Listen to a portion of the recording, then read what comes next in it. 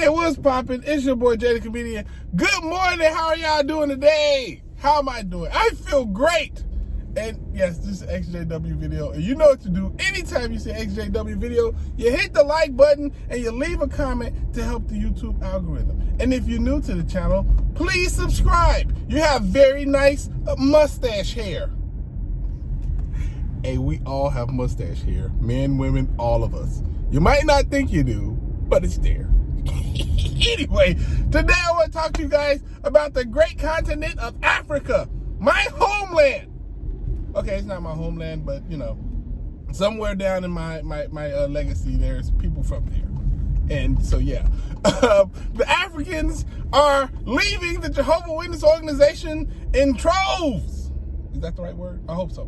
But the point is, millions and millions of Africans are leaving the organization, and that's their last stronghold in the world. Woohoo!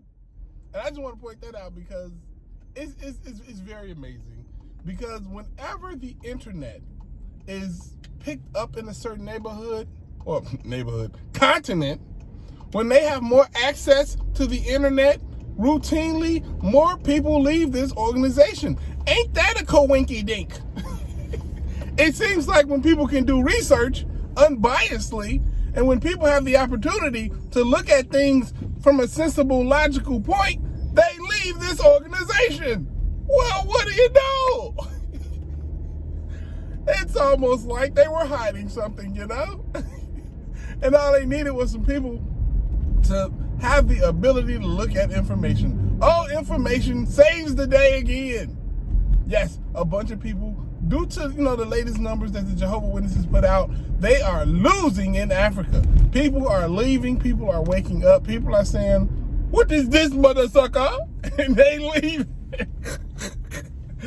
Oh, the mother sucker told the mothers, tell about the no tight pants. Okay. The worst African accent you've ever heard. Whatever. I don't care. I'm just happy. Can a brother be happy? Because for years, they've been taking advantage of the African people and the American people and everybody else around the globe because they try to push like they're a religion, but they're actually a business. I think you guys know all this stuff, and it still makes me happy. Let me be happy. I'm sure y'all happy too.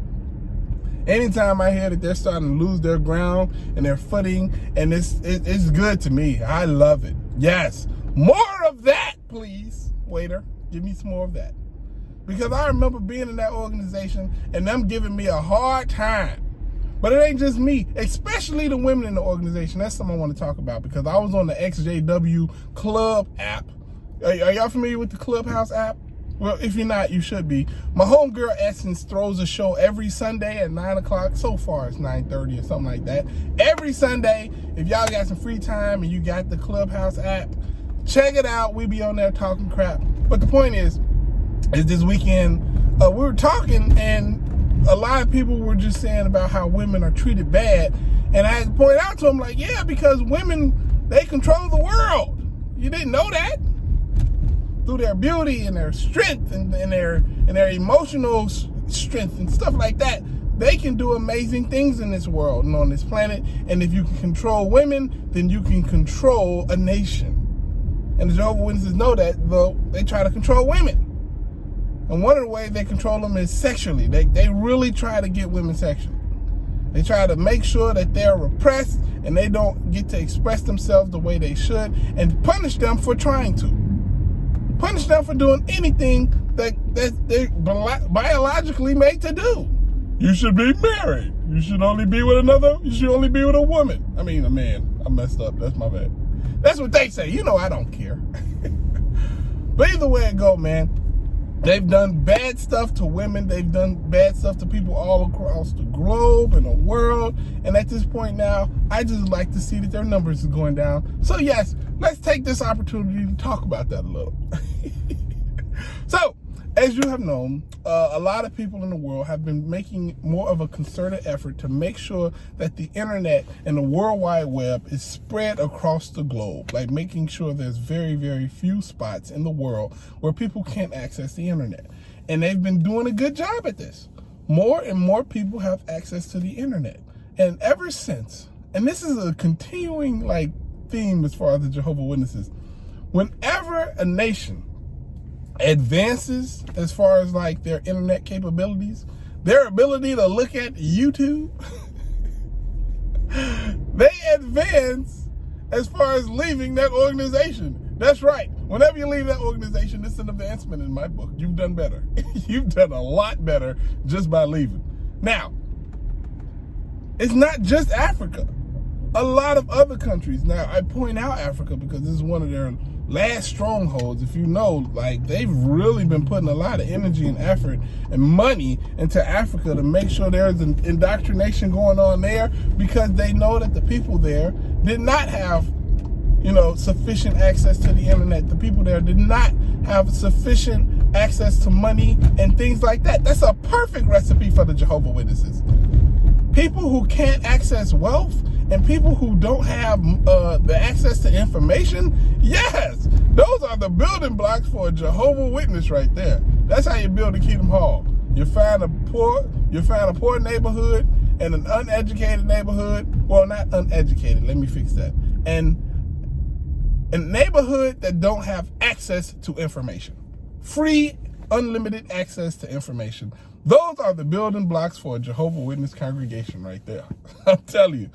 And and it don't even matter if you're poor or not, you know, like that's not even, it does matter, because like when you don't have access to wealth, you're in a situation where you worry more. You understand?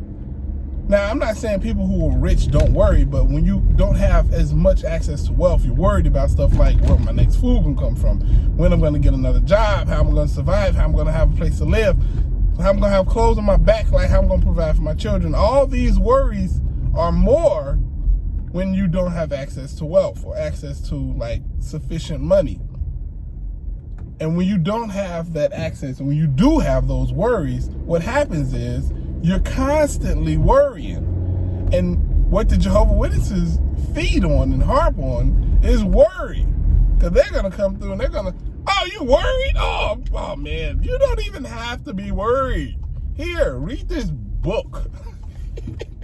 Read this literature. Here you go. Are you still worried? You shouldn't be. You should be happy now. Because the literature has magic in it. Happy magic. It makes you happy. It doesn't. It just makes you crazy. And it makes you tell your family that they're no longer allowed at your house and they're not going to celebrate any Halloween or Christmas anymore. Like, that's what that literature does. But you have to kind of be in there. That's the VIP package. You don't get that package when they just knocking on your door or they standing at the cart. Nah, they don't give you that information. That comes later on when you've advanced as far as being a Jehovah's Witness. But the point is, in those neighborhoods where they worry and they can get people that's like constantly stressed and stuff, and they have the ability to like throw some hope out for them, people like that hope and they'll join their organization. Now, once you join the organization, you don't really have anything to counter the weight, because if you look at the Jehovah's Witnesses, they do something very, very good. They're very, very good at protecting their brand. You understand that?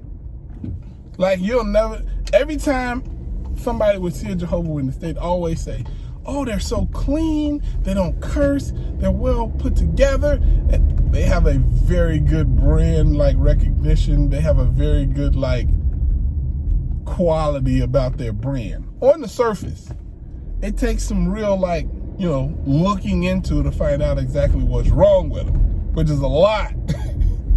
But you never know it unless you actually take the time to look at what's wrong with the organization. And that's what they do. They protect that very well. So unless you have that information or the ability to look deeper into that organization, you're not going to do it. And you're sitting there with their good brand put in front of you, and you're thinking that, oh man, this is a good thing. Look at how good and clean they are. I'd like to be good and clean myself.